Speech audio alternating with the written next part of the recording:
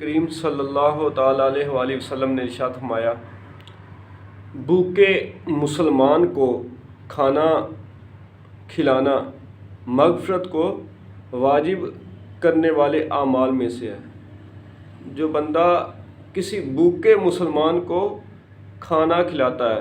تو اللہ کے حبیب صلی اللہ علیہ وآلہ وسلم نے فرمایا یہ وہ عمل ہے کہ جس کو اللہ تبارک و تعالی جس کی مغفرت فرما دیتا ہے۔ تو ہمیں اپنے مسلمان بھائیوں کا خیال رکھنا چاہیے، ان کا خیال رکھنا چاہیے اور ان کو ہر لحاظ سے ان کی رہنمائی اور ان کے معاملات کو مد نظر رکھتے ہوئے ان کی مدد کرنی چاہیے، کیونکہ جب ایک مسلمان دوسرے مسلمان کی مدد کرتا ہے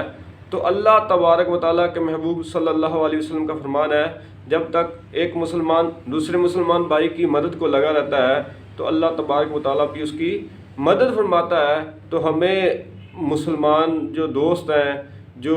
جن کی جان پہچان ہے یا نہیں، جو کلمہ گو ہیں، ان کے لیے لازمی طور پر ہمیں کوشش کرنی چاہیے۔ اللہ کی رضا کے لیے جب ہم اللہ کی مخلوق سے محبت کریں گے تو اللہ تعالیٰ کی ذات جو ہے وہ بڑی بخشنے والی ہے، بڑی مہربان ہے، وہ بڑی قدردان ہے۔ تو جو بندہ اللہ کی مخلوق کی قدر کرتا ہے تو اللہ تعالیٰ بھی اس کی قدر کرتا ہے۔ نبی کریم صلی اللہ تعالیٰ علیہ وآلہ وسلم کا فرمان ہے، جب تم شوربہ پکاؤ تو اس میں پانی زیادہ ڈالو اور اپنے ہمسائے کا خیال رکھو۔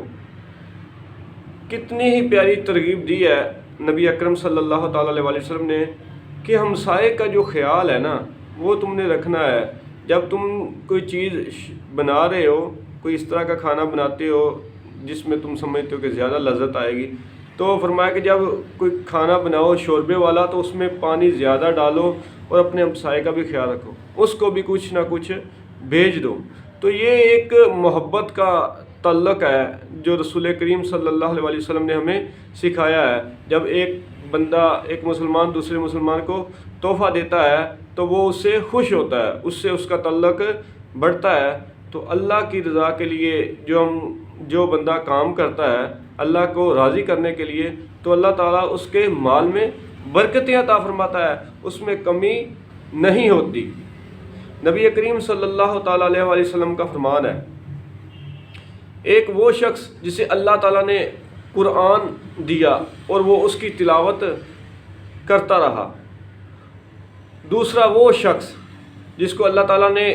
مال دیا تو وہ دن رات اس کو خرچ کرتا رہا۔ ایسے دو آدمیوں پر رشک کیا جاتا ہے، ایسے دو آدمیوں پر رشک کیا جاتا ہے، قابل رشک دو آدمی ہیں۔ وہ کون سے ہیں؟ جس کو اللہ تعالیٰ نے قرآن پاک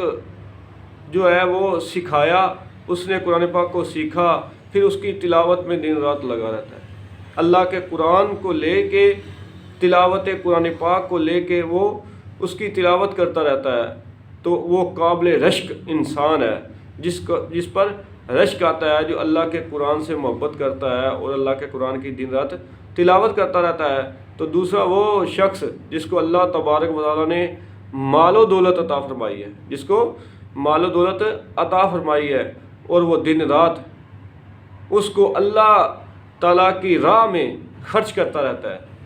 دن رات اللہ تعالیٰ کی راہ میں خرچ کرتا رہتا ہے اور نیک کاموں میں لگاتا ہے، مسلمانوں کے آرام و عیش کے لیے اور مسلمانوں کے ساتھ تعاون کرتا ہے، پھر ان کے لیے وہ کسی نہ کسی طریقے سے آسانیاں پیدا کرنے کی کوشش کرتا ہے۔ تو اللہ تبارک و تعالیٰ کے محبوب صلی اللہ علیہ وسلم نے آیا کہ یہ دو ایسے شخص ہیں جو قابل رشک ہیں، جن پر رشک آتا ہے، جو اللہ کے قرآن کی تلاوت کثرت سے کرے اور اللہ کے دیے ہوئے مال سے دوسرا شخص جو ہے وہ اللہ کی راہ میں دے، تو یہ یقیناً قابل رشک لوگ ہیں۔ تو اللہ تعالیٰ جو ہے وہ ہم سب کو یہ توفیق دے کہ ہم قرآن کی تلاوت بھی کثرت سے کریں، قرآن پاک کو سیکھیں بھی، اور اللہ تبارک و تعالیٰ کے دیے ہوئے مال سے اللہ کی راہ میں خرچ کریں۔ اللہ تعالیٰ ہمیں اپنے پیارے بندوں میں شامل کرے، اور جو اللہ کی رضا کے لیے عمل کرتے ہیں اللہ تعالی ہمیں بھی اپنی رضا کے لیے عمل کرنے والا بنائے۔ آمین۔